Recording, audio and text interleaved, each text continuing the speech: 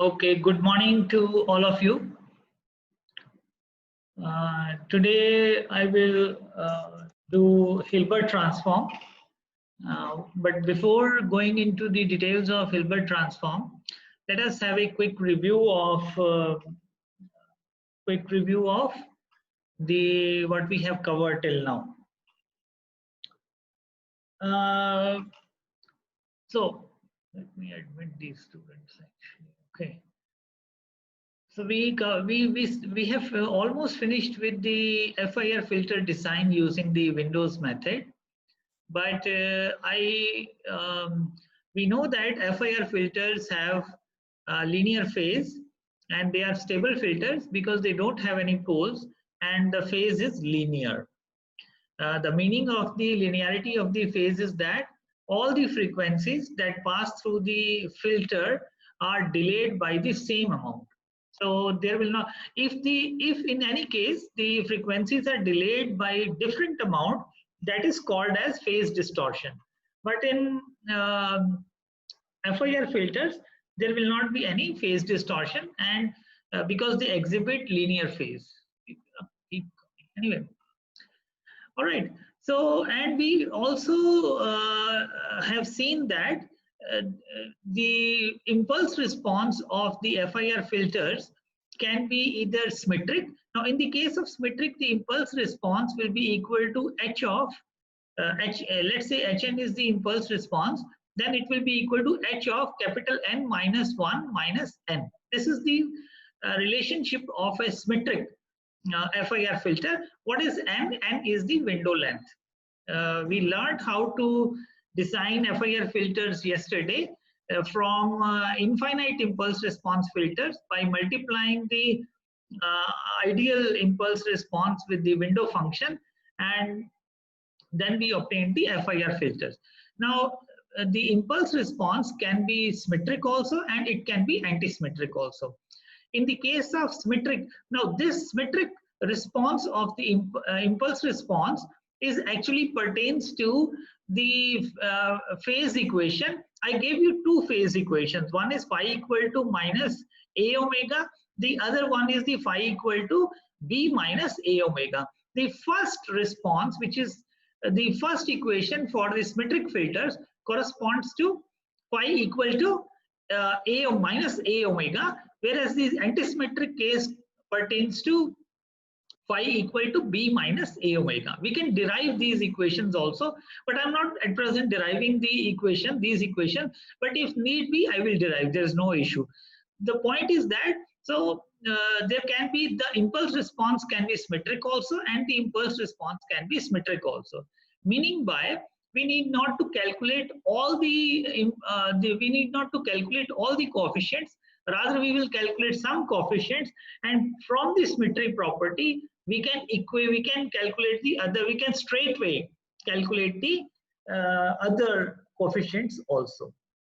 Now, let us look at the symmetry points. Now, in the case of symmetric, when the impulse response is symmetric, these two graphs or figures correspond to symmetric impulse response when Hn is equal to h of n capital N minus 1 minus n, and if n capital N is odd, that means the window length chosen is odd. Now, this is the case when, this is also the case for symmetric filters.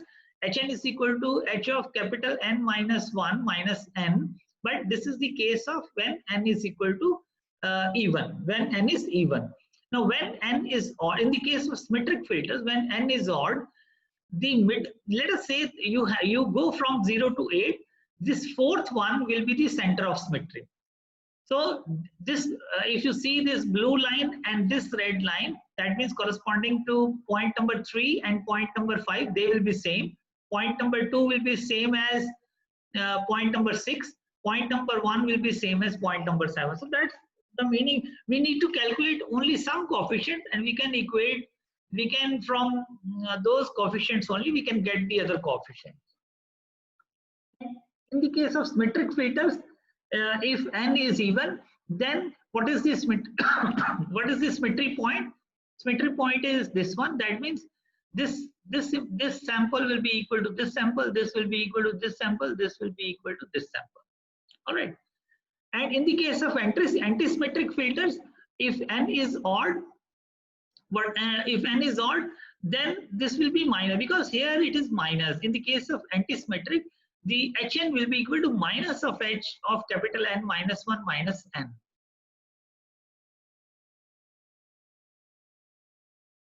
Okay. Okay, let me actually admit the students in the waiting room. I'm sorry, got lost in the slide. Anyway, in the case of anti-symmetric filters, please, I request you to come to the class by before 9:30 so that the students can be. It is very disturbing, you know, to keep admitting, because the side a window remains open. Anyway, no problem. In the case of anti-symmetric filters, when n is odd, so this is my symmetry line. This is the case of window length capital N equal to 8. So this is just an example so that you come to know the coefficients, how the coefficients will be related to other coefficients because of symmetry or anti-symmetry. We have already covered and taken examples also and designed FIR filters in my last class also. But let's go to the, and we also know what is Gibbs phenomenon. Just I wanted to have again a look at Gibbs phenomenon. What is Gibbs phenomenon? The causal FIR filters. If you remember, the FIR filters that we designed become causal also because we can shift the impulse response to make them causal. The causal FIR filters obtained, how they are obtained? Actually, we obtained the FIR filters from IIR filters, which is infinite impulse response, if you remember tomorrow's lecture. And we made it finite by multiplying the HDN with window function. Now, how did we get it? We truncated the infinite response. So the causal FIR filters obtained by simply truncating the impulse response coefficients of the ideal filters given in the previous section, right? What happens is when we truncate the infinite impulse response, the impulse, they exhibit an oscillatory behavior in their respective magnitude responses. If you look at yesterday, I showed you also. What happens is when you design FIR filters, how do you design? You truncate the infinite impulse response. When you truncate, either by a rectangular window or Hamming window or Hanning window, practically, if you use any window, you will get some Gibbs phenomenon happening, some oscillatory behavior in the magnitude response you will see. All right. In some window functions, the oscillatory behavior can be more. For example, the rectangular window. The other windows, the oscillatory behavior can be less, right? Why in rectangular window the Gibbs phenomenon or the oscillatory behavior in the magnitude responses is more? Because there is an abrupt drop of amplitude from 1 to 0. And in other windows, there is a smooth drop of amplitude from 1 to 0. Most of the time it is a sinusoid kind of drop, right? So this is known as Gibbs phenomenon. All right. The reason behind the Gibbs phenomenon I have already explained, because of the abruptness in the drop of the amplitude from 1 to 0. That's right. These are various windows. In some window functions or in some books, you might see that there is a factor m. Either there will be n or there will be m. What is where capital N is equal to 2m plus 1? This is 2m plus 1. N will correspond to capital N will correspond to all the coefficients. M will correspond to one side of the coefficients, and because of symmetry, we can get the other coefficients also. Almost twice the coefficients that we actually calculated, right? Using the formula. and if we do the if we multiply it by 2, we will get n. So capital, what is capital N? Capital N is the total number of coefficients. Capital M will be the number of coefficients that we calculate, and we did not use the symmetry property in that before. While calculating all the M coefficients, we did not use the symmetry property. But when we use symmetry property, we get coefficients equal to the capital M. So in some books, you may find window functions are using capital M or capital M. So you must understand what is the difference between capital N or capital M, right? We have already covered, we understand these are the relationships given for different windows, right? No need to go into the details of how did we get these formulas. These are standard window functions, correct? And this window function, which is Kaiser window, this is very important window function because it is quite commonly used. And this is the window function. We will take this window function as it is only, right? No need to go into the details of how we got this formula. Now I naught x is the modified zero order Bessel function. I will take one example, not today, but maybe in the next lecture or in the coming lectures, where I will design the FIR filters using Kaiser window, or I will put one question in the tute sheet and give you the solution so that you can understand how to solve. The procedure of designing FIR filters remain the same. Okay. All right. Now let us come to the topic of today, which is the Hilbert transform. Hilbert transform you must have come across in your analog communication subject also. But here also, since in this subject also, it is a requirement that we must cover Hilbert transform. So let me go through what is Hilbert transform. It was invented by David Hilbert. Now let us look at, now what is Hilbert transform basically? Fourier transform, Fourier Laplace Z transforms, what they do actually, they change from the time domain representation of a signal to the frequency domain representation of the signal, right? These transforms change the time domain representation of a signal to the frequency domain representation of the signal. The resulting two signals are equivalent representations of the same signal. The signal remains the same, but representation in either in time domain or frequency domain, that can be the case. So Fourier Laplace Z transform change from time domain representation to frequency domain representation, but the two signals that we get remain the same signal. But in contrast, what is the Hilbert transform? Hilbert transform does not involve a change of domain, unlike many other transforms. Hilbert transform does not do any kind of change from a time domain signal to a frequency domain, to its frequency domain representation. Rather, it is only a phase changer. Let us look at what happens with the Hilbert transform. Now, strictly speaking, the Hilbert transform is not a transform in this sense, because it is not transforming from one domain to the other. The result of a Hilbert transform is not equivalent to the, we will see, we will come back to this slide. This is only just the introduction, but what is Hilbert transform? Hilbert transform in time domain shifts all frequencies by lambda by 4. All right, only it shifts all frequencies by lambda by 4. In excuse me, in frequency domain, it gives the minus 90-degree phase shift for all spectral components. All spectral components will be given a minus pi by 2 phase shift using the Hilbert transform. Let us look at, this is the Hilbert transform formula. I will come to this formula a bit later. Let me come to, okay, and let me come to this slide actually.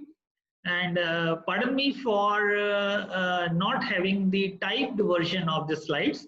because I could not, I didn't have the time to do it in the morning. So I have done it on using pen and copy. But anyway, let me explain the philosophy behind the Hilbert transform. This is very important actually, because that this whatever I will speak now will actually form the basis of your communication engineering. All right. Now, let us look at the first graph. What this first graph shows. Along the x-axis, this is the frequency axis. The y-axis is the amplitude axis. Starting from 0 and to this point, right? This is a low pass signal, and going from 0 to minus of frequency, this point, this is just equivalent to the positive side. All right. This is a complex signal. This is a signal given. This is a baseband signal. What is a baseband signal? It's a low frequency signal.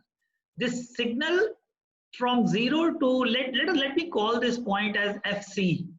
Okay. Let me call this point as FC. Let me call this point as FC. What is this point? This point is, let's say, okay. This point is, let's say, this point. All right, where the cursor is there. Let me call this point. This is the low pass filter characteristics.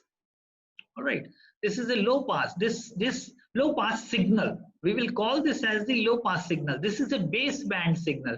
Actual, for example, if it is an audio signal, the frequencies will be from maybe from 0 to 20 kilohertz, let's say. Or if it is a video signal, the frequency may be from 0 to 5 megahertz. That's the bandwidth requirement for a video signal. This is a baseband signal. In actual communication systems, we need to modulate this baseband signal to higher frequencies. All right. How do we modulate this baseband signal to higher frequencies? What we do is that we multiply the signal with a carrier frequency, and we translate this signal to another frequency. Okay, let me call this as,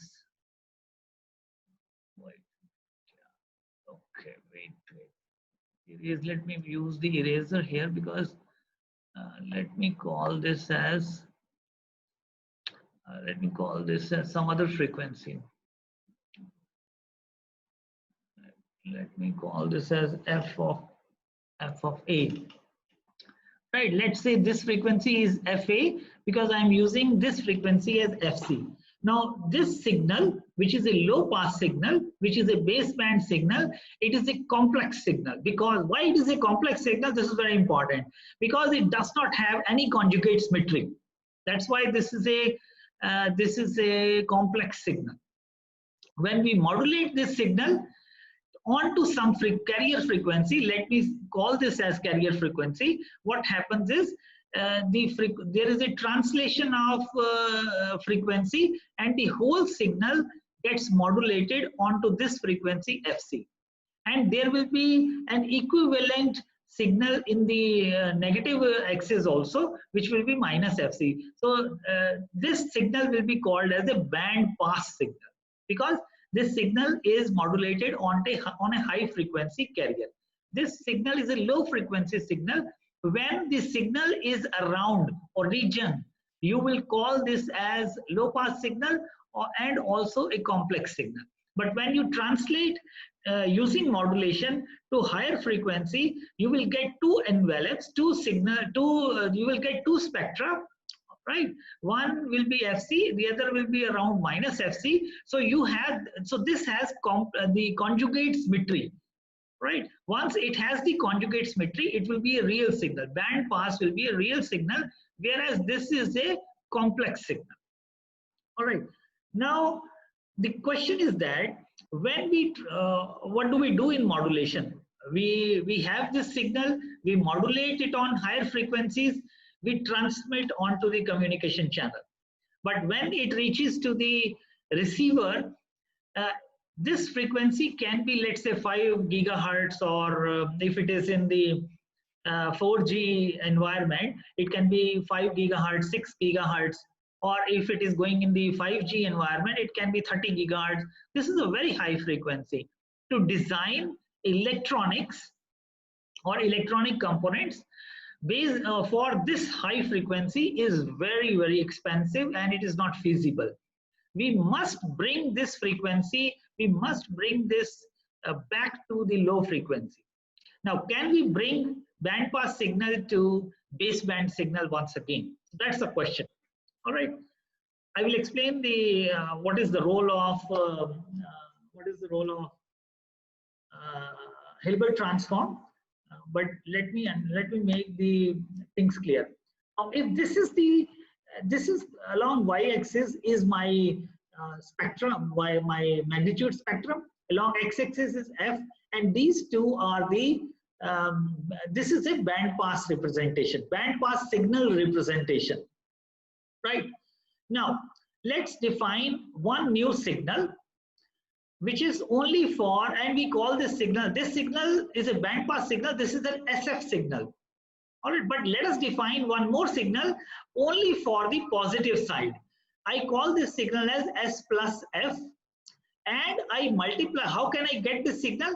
If I multiply it with a unit step frequency in the frequency domain, Y2 is there because just to keep the energy same, because there are two parts of the signal, but I am considering only one part. Just to keep the energy same, I am multiplying it with 2.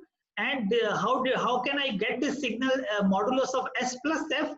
By multiplying it with unit response. So these are the characteristics of UF, and this will be my S plus F characteristics, magnitude response of the S plus F. Okay, so all right. Now the what is my S plus F? My S plus F is this signal. How can I obtain S plus T? How can I obtain S plus T? The corresponding time domain signal of S plus F is, how can I obtain? I will take the inverse Fourier transform. So this is my inverse Fourier transform. So it is S plus F, right? E to the power j 2 pi ft dt. Now, what is my S plus F? Because if you see here, just delete this slide.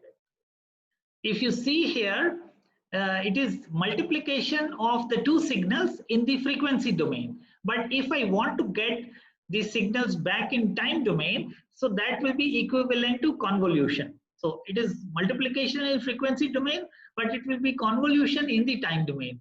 So I have to inverse Fourier transform S plus F to get S plus T. All right. So that means there are two parts of S plus F. One is 2UF, the other is SF. And it is a multiplication of these two signals. But when I go in the time domain, so inverse Fourier transform of twice of UF, convolution with inverse Fourier transform of SF. All right. Of SF. Now, inverse Fourier transform of SF will be actually ST, and this is inverse Fourier transform of twice of UF. This is a very standard inverse Fourier transform, and this Fourier transform is equal to delta t plus j over pi t. This is a very standard. You can solve it also, there's no problem. But this inverse Fourier, the solution of this inverse Fourier transform is delta t plus j over pi t. Now, S plus T, what is S plus T? ST is your actual signal. What is ST? This is, let me start once again. This is my original signal. This is my modulated signal. This is baseband signal. This is band pass signal. Now I have to bring the band pass signal back to the baseband. How can I start with that? I can I can generate S plus F. What is S plus F? It will be generated by multiplying this in the frequency domain, twice of UF SF. 2 is there to keep the energy same. All right. The corresponding S plus T signal is equal to the inverse Fourier transform of twice of UF convolution with ST. You must understand the difference between S plus T and ST. All right. Now, what is S plus T? S plus T is called the pre-envelope of ST or analytic signal. We call this as the analytic signal or pre-envelope of ST because we can get envelope of ST from S plus T. All right. And I told you that the inverse Fourier transform of twice of UF, this is a very standard function, delta T plus J pi T. Now, what is my S plus T? S plus T is equal to delta T plus J pi, J over pi by T into, convolution with ST. All right. Now, we know that if ST is convolved with delta T, this is actually ST. ST plus J over pi T convolution with ST. This is my S plus T. Now, let's go to the next slide. Now, what is my... Now, this S plus T contains two parts. S plus T, which is pre-envelope of the ST, contains two parts. One part is ST, of course, plus this part, J over pi T convolution with ST. Now, this part, J over pi T convolution with ST, 1 over pi T convolution with ST, right? I don't take J here. I take 1 over pi T convolution with ST, and this will be called as S cap T.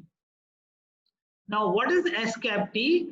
S cap T is convolution of 1 over pi T with ST, right?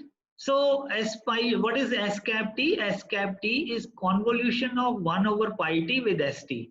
So if I put the time domain formula, if I put the convolution formula in the time domain, S cap T will be equal to 1 over pi integral going from minus infinity to infinity S tau T minus tau d tau.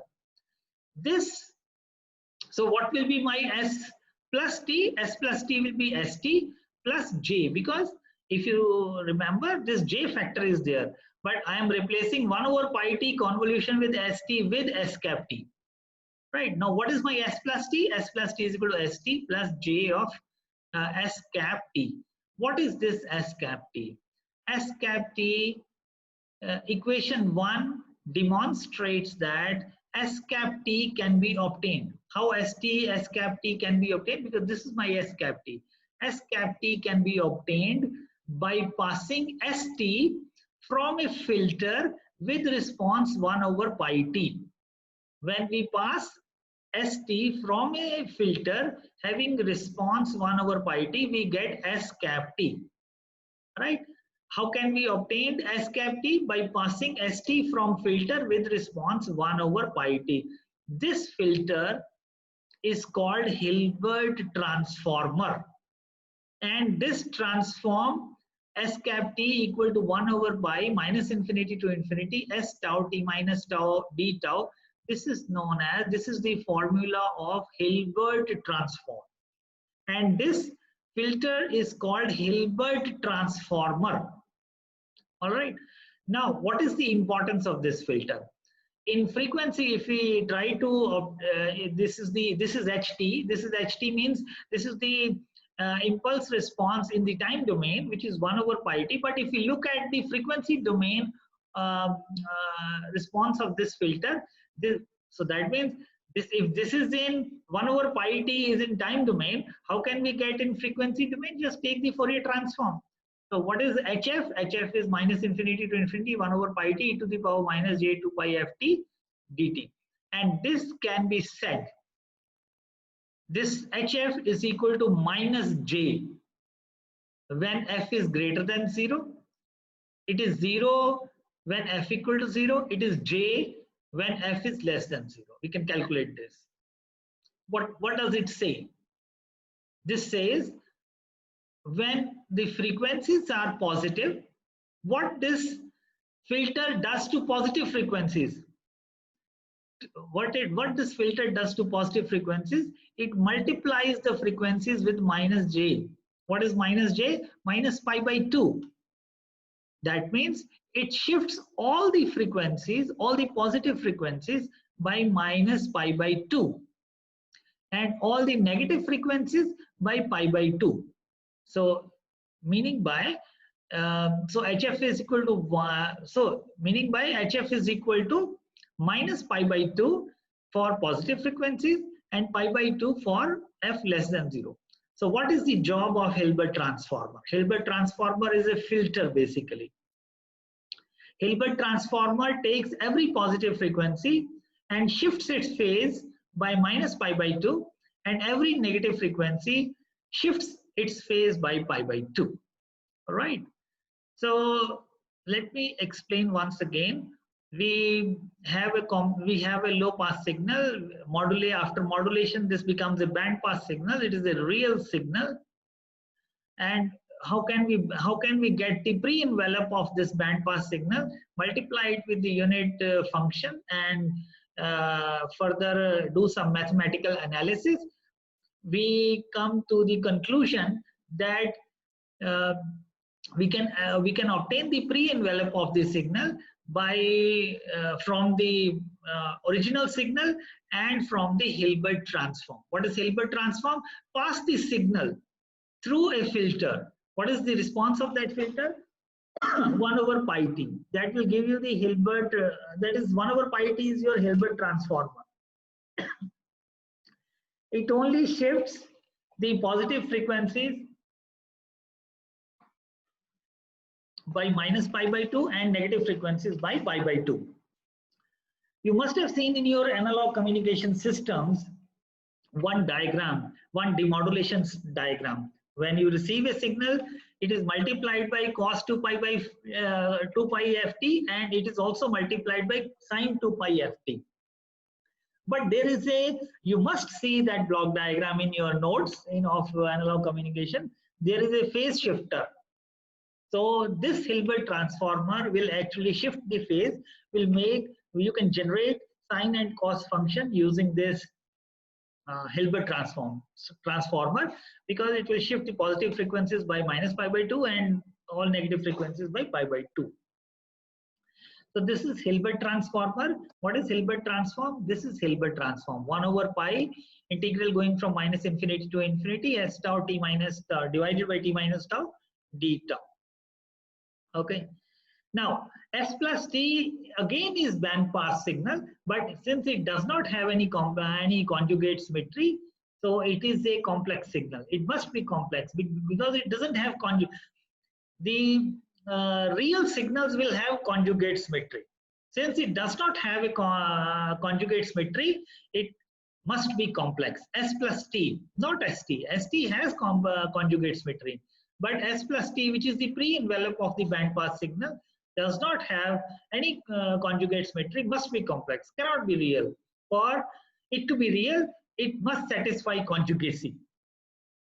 St is your band pass signal, which is complex. St is your band pass signal, which is, sorry, this s plus t is complex. It has to be s plus t. S plus t is band pass, but it is complex. St, which is your original band pass signal, is real. And what is now? How can we? What we have done is we obtained the pre-envelope, but still it is band pass. Now we can shift this envelope back to this. This envelope is centered at Fc. What we can do? We can shift it back to 0. Well, how can we shift it back? This is s plus t or s plus f in the frequency domain. What we can do, what is low pass equivalent of this is SLF. Low pass. How can we obtain the low pass equivalent? We shift this s plus f signal by it has to be plus fc here so that it can come back. S plus s subscript plus argument may, what will come in the argument? F plus fc. So this signal will come back to the So that's how we convert a band pass signal to a low pass signal. This is very important concept in your analog communication or even in digital communication, to have the low pass equivalent representation of band pass signal. So that is the advantage and job of a Hilbert transformer. The topic was actually Hilbert transform. What is the Hilbert transform? It will only give a shift to the frequencies. To the positive frequencies, it will give a shift of minus pi by 2, and to negative frequencies, it will give a shift of pi by 2. So that's what is said here, a delay of pi by 2 at all frequencies when the frequency is positive, and will become at positive frequencies, the spectrum of the signal is multiplied by minus j. Minus j is actually equal to minus pi by 2. At negative frequencies, it is multiplied by plus j. Okay. This is in terms of the j operator. J operator is basically a pi by 2 operator. All right. So this is equivalent to saying that the spectrum of the signal, this is important. Minus j signum function. Signum function is 1 for x is equal to 1 for x greater than 0, and x is equal to minus 1 for x less than 0. All right. So that means the positive frequencies will be what is signum? Signum f, signum of the frequency. That means the positive frequencies will be multiplied by minus j, and the negative frequencies will be multiplied by this will become plus j. It will be multiplied by plus j. That's what. How can we mathematically put this representation of multiplication with minus j or multiplication with plus j? It is minus j signum f. All right. Now that's what is the Hilbert transform. If you have a real signal xt, you can obtain its Hilbert transform by minus j signum f xf. That means it is basically the convolution of 1 over pi t with that signal. So this is my transform, as I have already just explained and given you the philosophy of the Hilbert transform, where it is used actually. It is used in modulation to bring the signal to give a shift of frequencies, to do the demodulation, right? You must see in your analog communication notes how the demodulation is done. What is the role of Hilbert transform there? Hilbert transform is the convolution of 1 over pi t and the signal x hat. It is generally represented by x hat t, right? So that finishes my, obviously the Hilbert transform of it in a signal is equivalent. This is just a theory I have already explained you. All right. So what is Hilbert transform? I think the point is clear. The point says that the frequencies will be, the positive frequencies will be given a shift of minus pi by 2, and negative frequencies will be given a shift of pi by 2. All right. So actually what happens is that the question now comes, one of the, just out of the explanation of Hilbert transform, because I have already explained what is Hilbert transform. But just for an explanation point of view, that let's say this is the signal. This signal is, let's say, xt. This signal is xt. How can we obtain this signal? How can we translate a signal to some other frequency, and that means it is how it is equal, how we get the modulation. Just multiply the signal with e to the power j2 pi f0 t. Once you multiply the signal with e to the power j2 pi f0 fct, this signal will be translated here. This xt, how you will obtain these two components mathematically I am talking about. Let's say if this is xt, how can you obtain these two components? Multiply xt with e to the power j2 pi fct, you will get this component. Multiply this this signal with e to the power minus j2 pi fct, you will get this component. So e to the power j2 pi fct, you will get one component. e to the power minus j2 pi fct, you will get another component, right? So that's how you get the band pass signal. Actually this concept comes in, since I'm not teaching that analog communication systems, so I think I should not go into these details, but my job was here to explain you the Hilbert transform. So let me just have a let me just go through the slides once again. So this is the baseband signal, this is the band pass signal, this is the band pass signal representation. How can we obtain the one side of the band pass signal by using this equation? Only positive side multiply by 2 to keep energy same. Multiply this band pass signal with this UF. 2 is there to keep energy same. We will get S plus F, one side of the band pass signal, which is the pre-envelope. The corresponding time domain signal we can obtain by taking the inverse Fourier transform. So what is S plus F? S plus F is 2UF SF. In frequency domain, it was multiplication, but when we go to the time domain, it becomes convolution. So inverse Fourier transform of 2UF convolved with inverse Fourier transform of SF. Inverse Fourier transform of SF is ST, which is my original band pass signal. Inverse Fourier transform of 2UF. I did not calculate it, but I know that this inverse, you can calculate it, there's no problem. This inverse Fourier transform is equal to delta t plus j over pi t. Very important result. So if I replace delta t plus j over pi t, if I substitute the value here, you will get S plus t equal to delta t plus j pi t convolution with delta t. Convolution with st. St convolved with delta t is st only, plus j over pi t convolution with st.